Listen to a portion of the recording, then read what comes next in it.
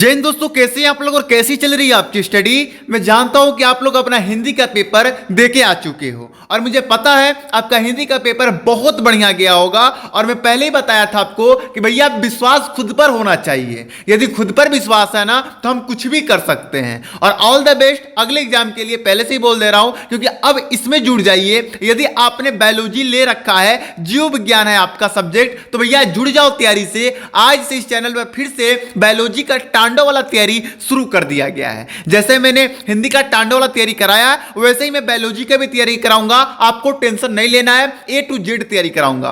अब जो बच्चे मैथ लिए, गणित लिए, वो भी टेंशन मत ले, उनका भी तैयारी इसी चैनल पर और बहुत ही कम समय में कराऊंगा। बिल्कुल टेंशन नहीं लेना है। देखिए आज की इस वीडियो में हम लोग क्या करने वाले हैं, जीव विज्ञान का एक वायरल मॉडल पेपर हम लोग सॉल्व करने वाले हैं। देखिए मॉडल पेपर अभी के डेट में सॉल्व करना इतना ज्यादा जरूरी है भैया, जितना ज्यादा जरूरी इसका इंपॉर्टेंट क्वेश्चन भी नहीं है।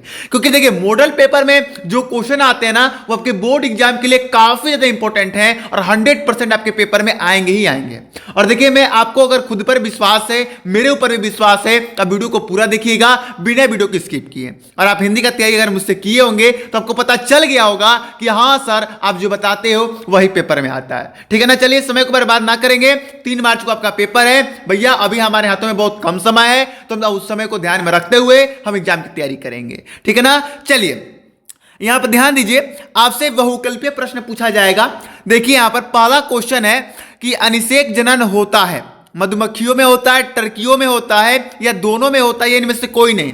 तो देखिए इसका राइट ऑप्शन हो जाएगा तीसरा, मधुमक्खियों में भी होता है और टर्कियों में भी होता है। याद रखिए ये सारा क्वेश्चन आपके बोर्ड एग्जाम के लिए काफी इंपॉर्टेंट है। मानव में एबियो रुधिर वर्गों के कितने जीनोटाइप संभव है, तो 6। कितने? 6 संभव है। अगला क्वेश्चन, बीटी जीव विशेष वीटी जीव विष किस जीवाणु द्वारा उत्पत्तित होता है, तो बैसिलस यूरेजियंसिस द्वारा। दूसरा ऑप्शन बिल्कुल सही हो जाएगा। चलिए घ नंबर क्वेश्चन है, 4 MCQ बस आएगा।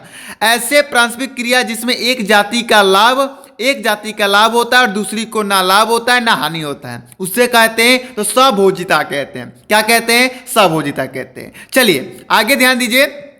अब यहाँ पे आपसे लघु उत्तरीय क्वेश्चन पूछा जाएगा, 1 नंबर वाला। बस एक शब्द में आंसर देना होगा, एक लाइन में आंसर देना होगा। ऐसे क्वेश्चन है।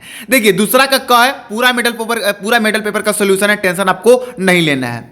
दूसरा का क है कि लीडिंग कोशिकाओं द्वारा संश्लेषित व स्रावित वृषण हार्मोन का नाम लिखिए, तो टेस्टोस्टेरोन। याद रखिएगा।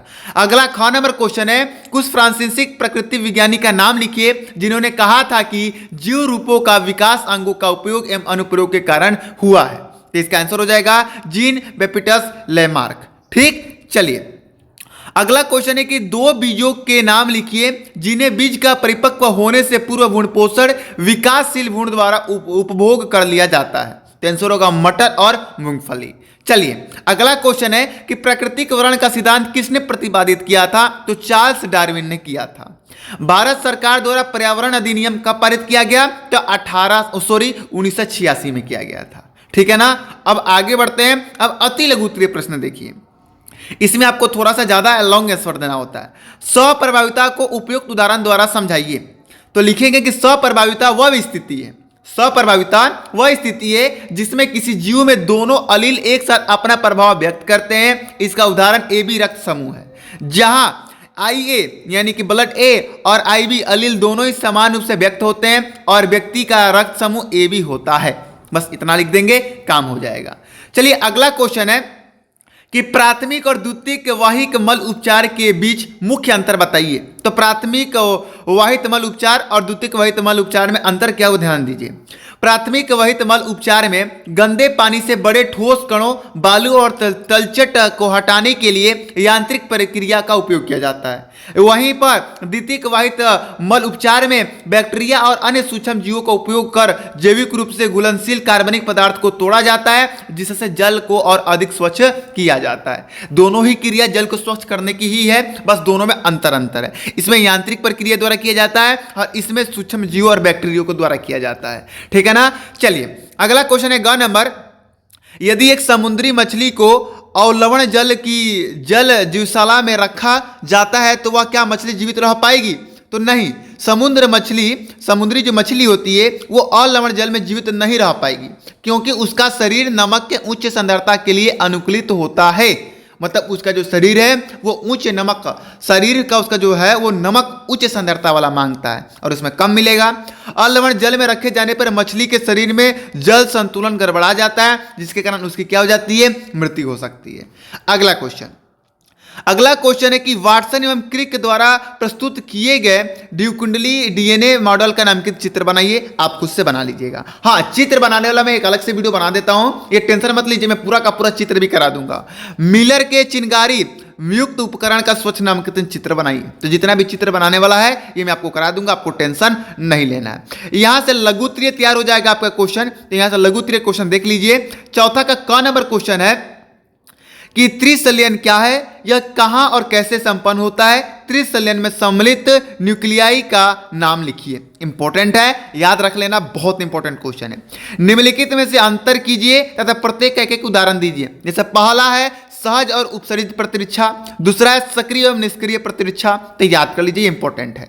ग नंबर क्वेश्चन है कि एक शिशु का रुधिर वर्ग O है, यदि पिता व माता के रुधिर वर्ग क्रमशः A व B हैं, तो जनकों के जीनोटाइप और उनके अन्य संतति में जीनोटाइप पता कीजिए, जो कि आपके बोर्ड एग्जाम के लिए इंपॉर्टेंट क्वेश्चन है। ठीक है ना, चलिए आगे ध्यान दीजिए।